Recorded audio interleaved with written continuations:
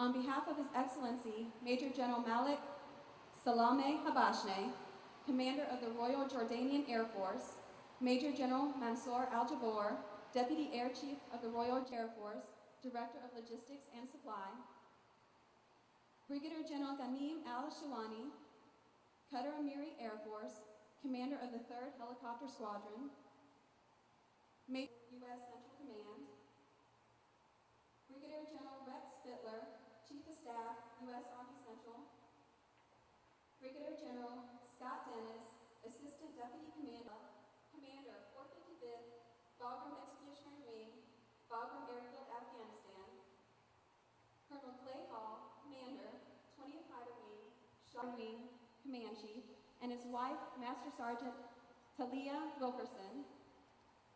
We also welcome the men and women of United States Air Force's Central Command and Team Shaw. Finally, we welcome our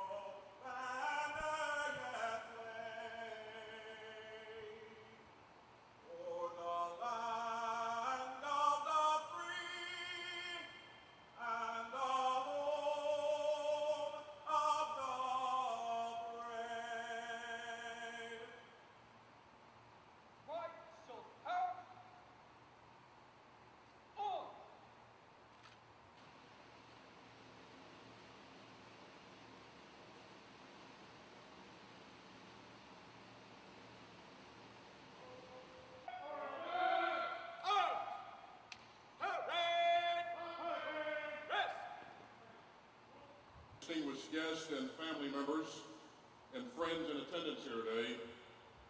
I'd also like to commend the members of the Shaw Air Force Base Honor Guard, along with the 6 members of the 2nd 82nd Ceremonial Band who, while on leave this week, volunteered to make the trip to Fort Jackson. Gentlemen, please join me in giving them a round of applause.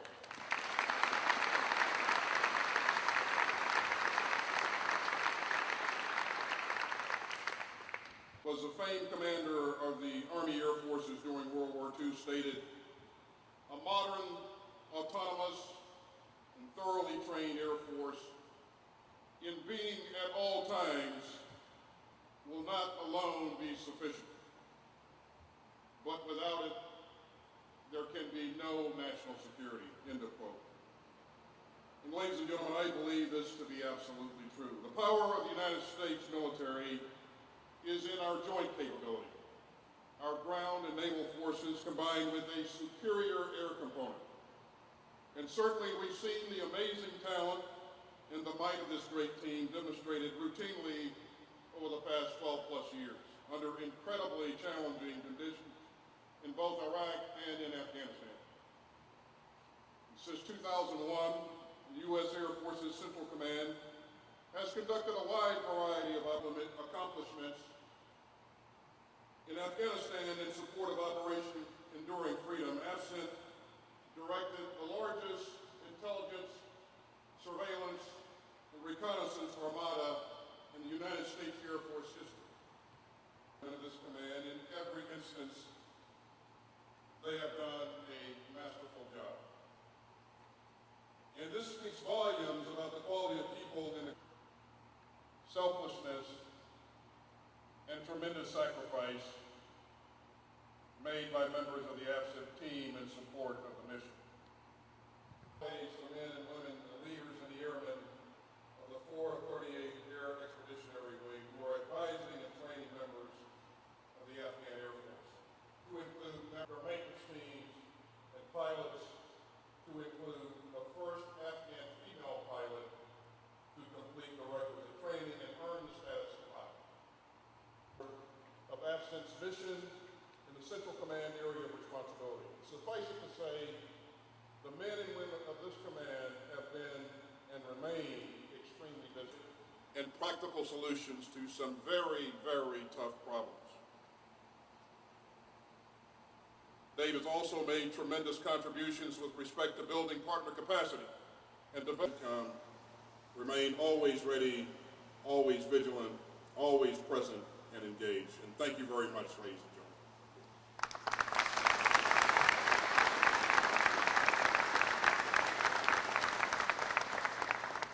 Thank you, Air Base Qatar, from August 2011 to July 2013.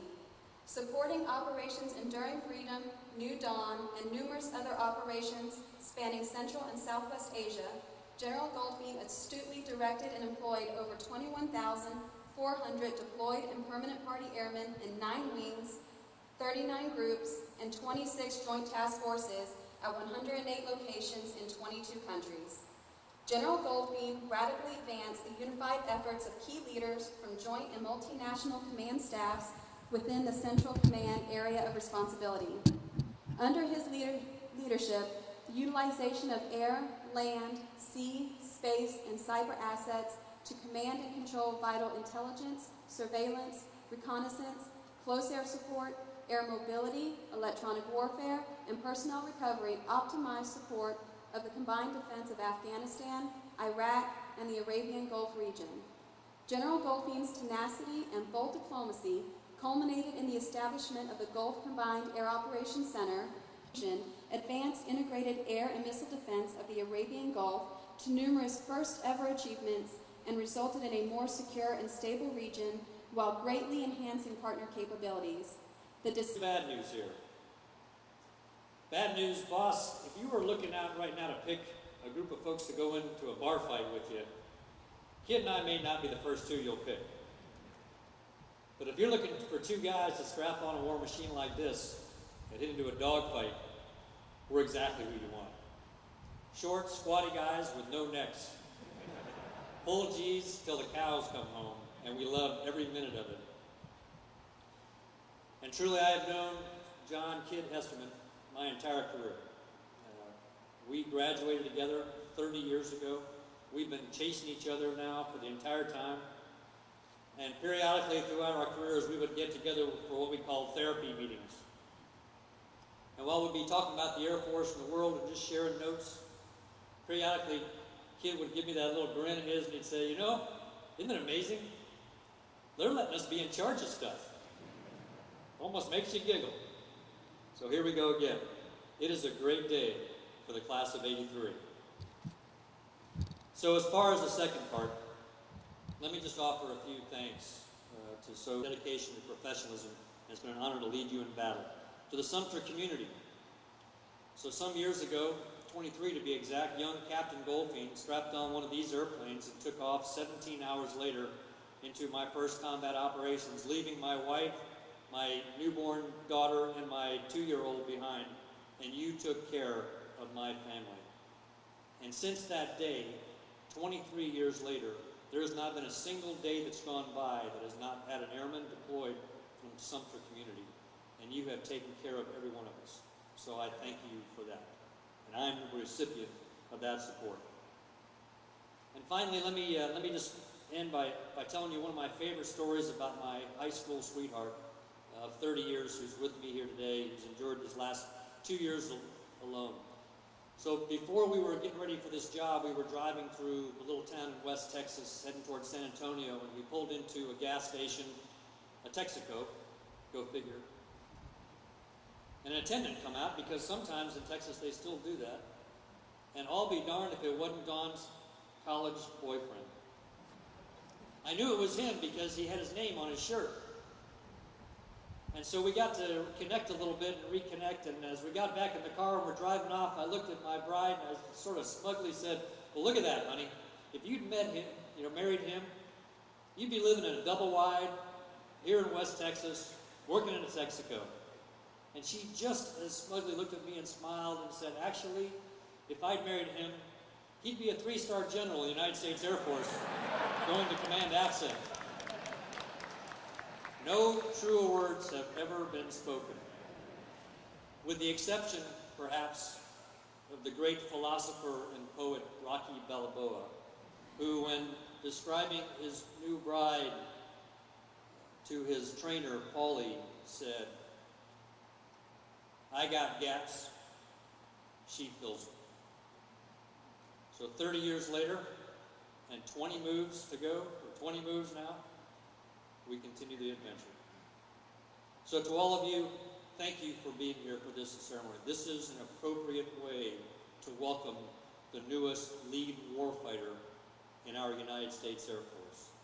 And so I thank you all for attending today. Shukran masalam.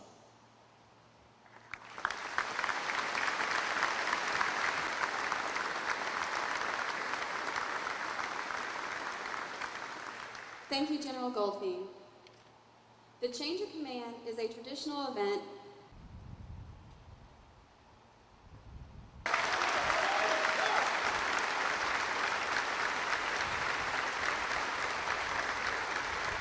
States Air Force's Central Command, Lieutenant General John W. Hesterman III. Ladies and gentlemen, you can be reasonably certain that I'm the happiest guy in this room right now.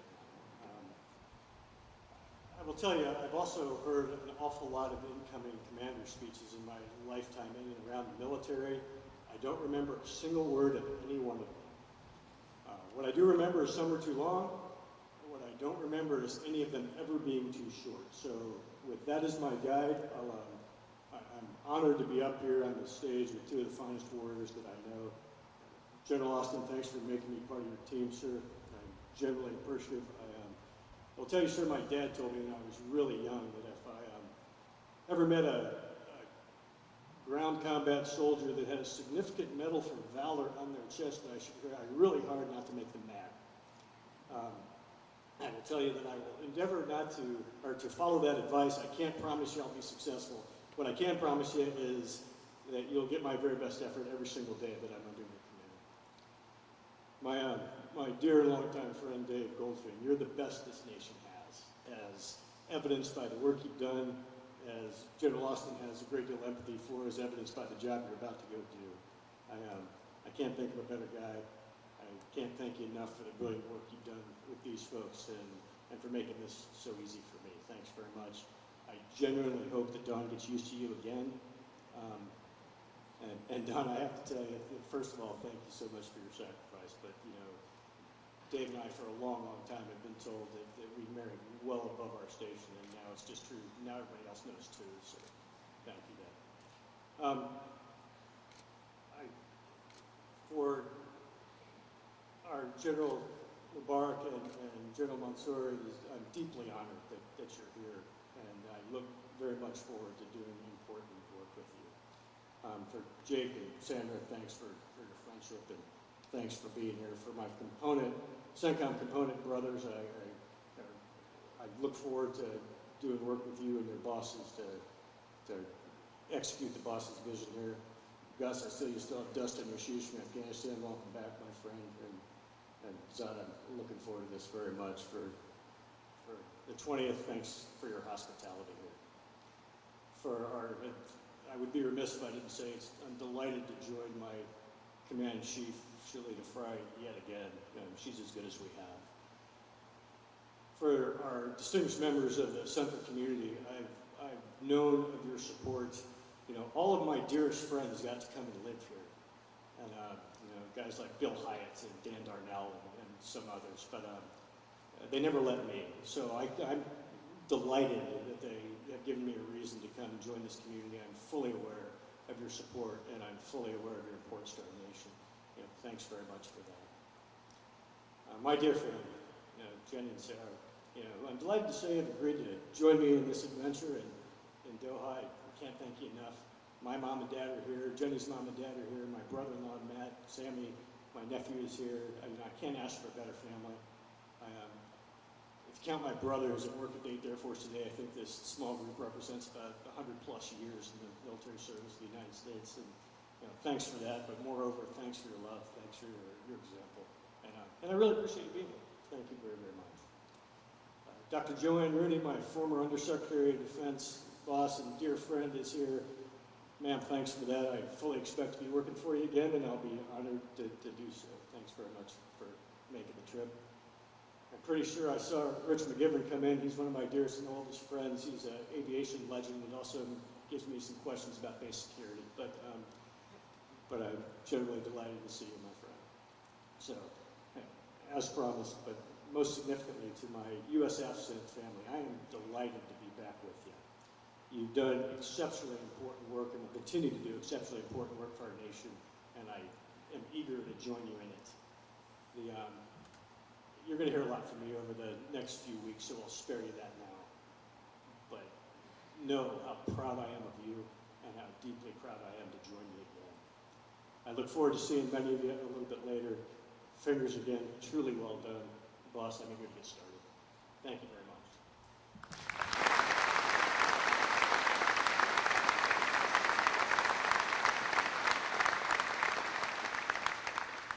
Thank you.